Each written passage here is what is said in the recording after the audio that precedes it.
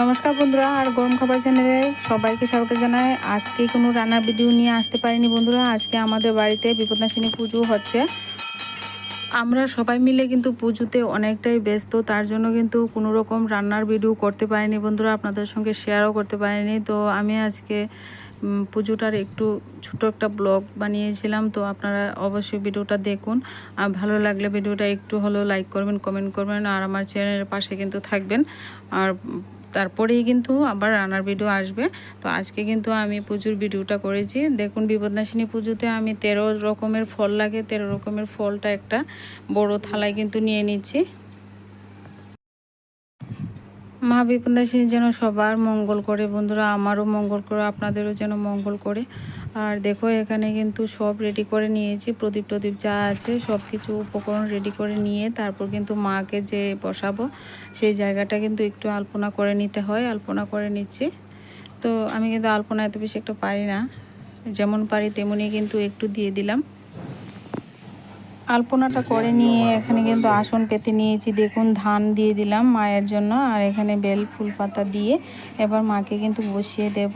আর মাকে এনেছিল, তো মাঝখান দিয়ে ভিডিওটা আর করতে পারিনি।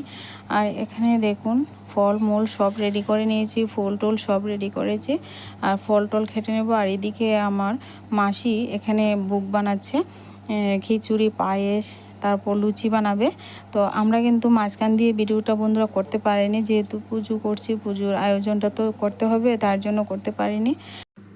সবাই মিলেমিশে কিন্তু পুজোর আয়োজনটা করে নিয়েছি। এদিকে পুরোহিত চলে এসে এবার সংকল্প শুরু হয়ে গেছে। বন্ধুরা, ভিডিওটা ভালো লাগলে কমেন্টে জয় বিপদারিণী মায়ের নাম লিখতে ভুলবেন না।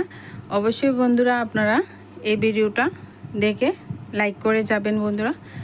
সকলের মঙ্গলের জন্য সবাই ভালো থাকবেন, সুস্থ থাকবেন, মায়ের কাছে এটাই কিন্তু প্রার্থনা করি। সবাই যেন ভালো থাকে, আমিও যেন ভালো থাকি বন্ধুরা।